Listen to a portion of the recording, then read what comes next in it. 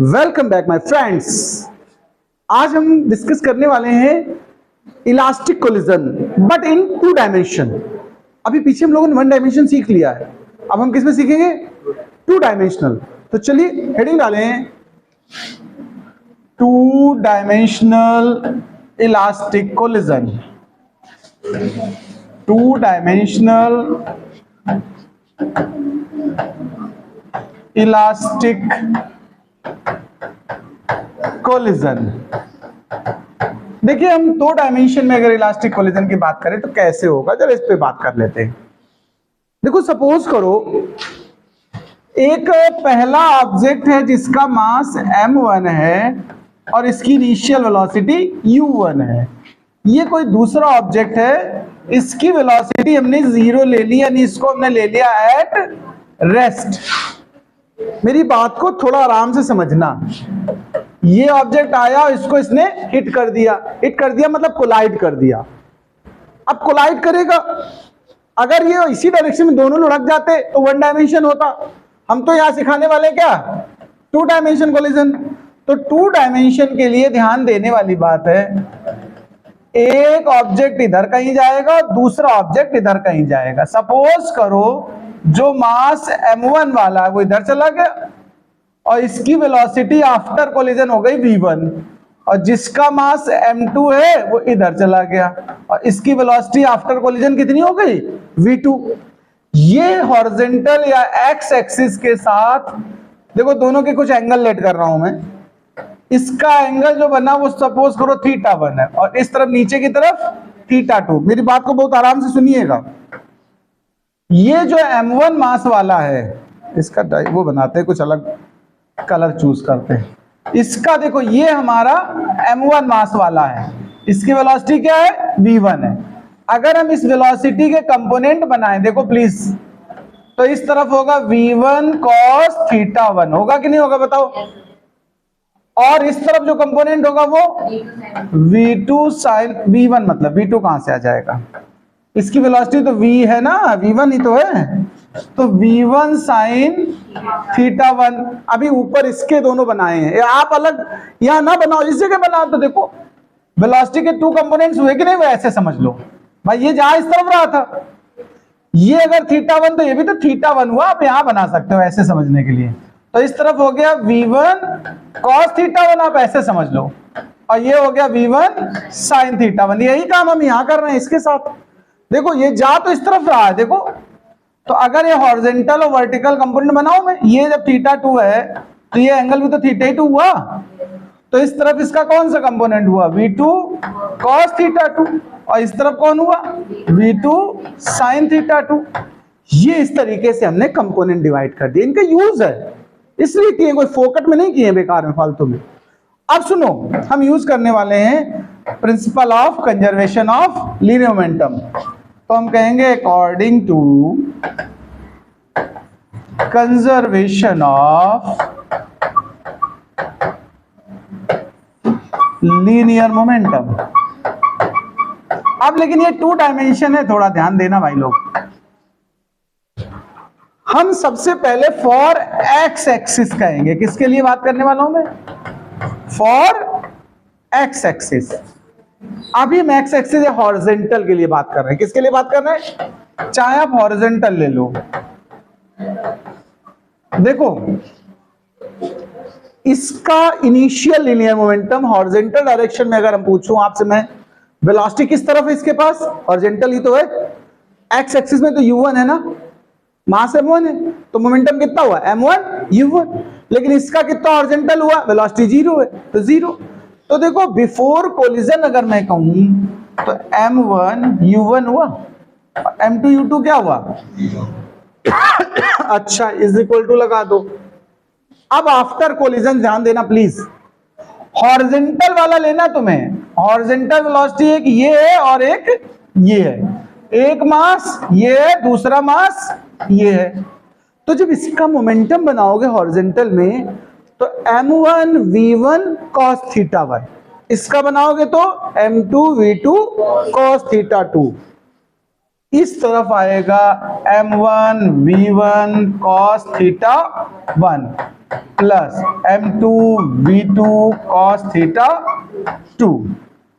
यानी फाइनली हम इस तरीके से पहला इक्वेशन लिखने वाले हैं।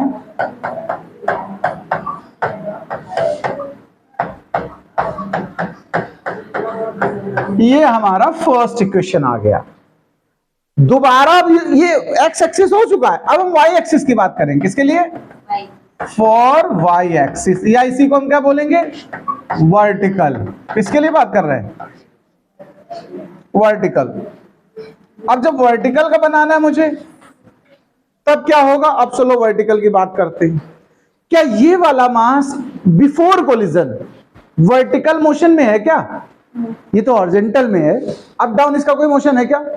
तो वर्टिकल वेलोसिटी जीरो है, तो वर्टिकल लीनियर मोमेंटम क्या हुआ? जीरो।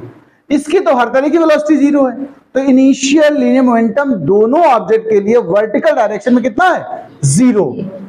तो चलो, यानी इस तरफ तो दोनों का जीरो जीरो हो गया वर्टिकल में। अब उस तरफ आ जाओ, after collision.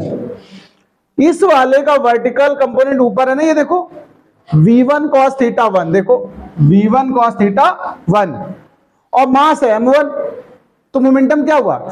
m1 v1 sorry sin theta 1, m1 v1 sin theta 1। लेकिन इस वाले का कंपोनेंट उल्टा है, डाउनवर्ड है। देखो ये दोनों वेलोसिटी कंपोनेंट अपोजिट है एक दूसरे से कि नहीं? बताओ।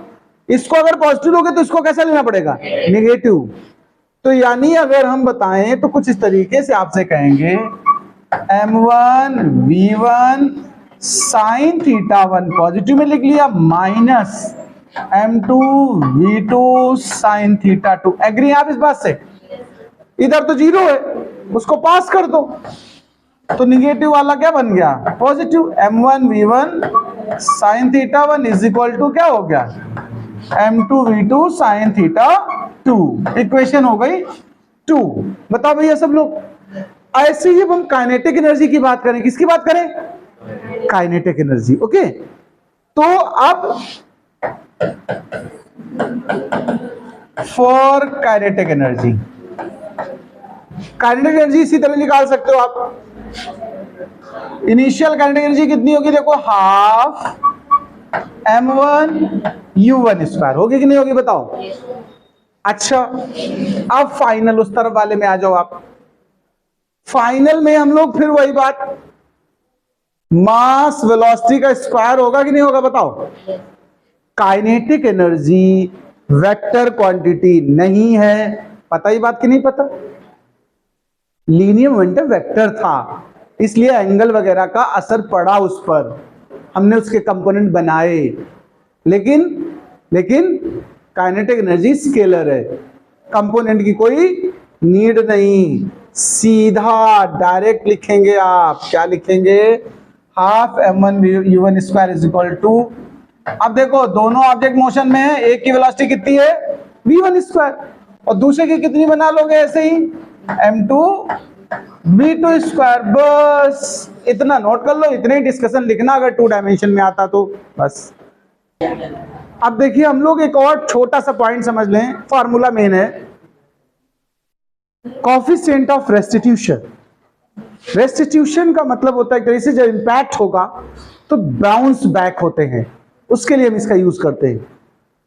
कोएफिशिएंट ऑफ रेस्टिट्यूशन हमारा एनर्जी से रिलेटेड होगा, वेलोसिटी से होगा। इसको मैथमेटिकली कैसे डिफाइन करेंगे मैं ये बताता हूं। देखिए अगर हमें कोएफिशिएंट ऑफ रेस्टिट्यूशन का भी बताना हो तो हम लोग इसका सिंबल इस्तेमाल करते हैं, क्या? ई। क्या सिंबल यूज करेंगे? ई। हाँ, ये दो चीजों का रेशियो होता है, ध्यान रखना। रिलेटिव वेलोसिटी ऑफ सेपरेशन, ध्यान से सुनना please, relative velocity of separation, separation before after collision,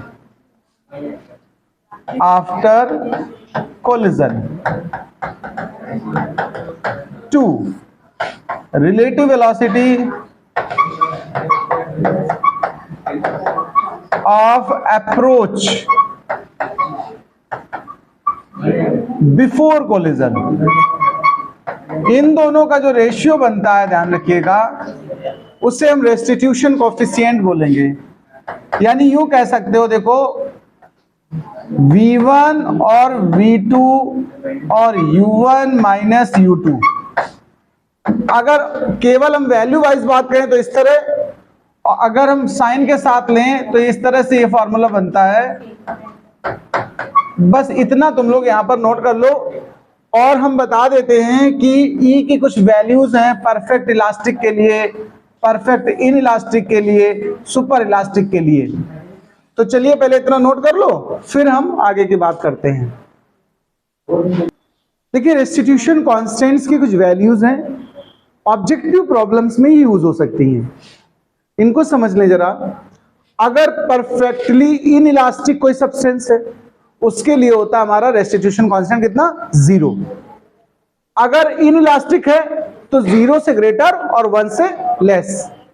अगर इलास्टिक है ऑब्जेक्ट तो E की वैल्यू 1 होगी, और अगर सुपर इलास्टिक है तो E की वैल्यू ग्रेटर देन 1 होगी। इतना नोट कर लीजिए, सफिशिएंट है आपके लिए। तो चलिए ये तो आज के लिए इतना रखते हैं, और ये चैप्टर फिनिश है आपके लिए काइनेटिक एनर्जी का। तो मेरी वीडियो को आपने देखा, जो इतना टाइम लिया आपने, बहुत अच्छी बात है, और थैंक यू फॉर वॉचिंग।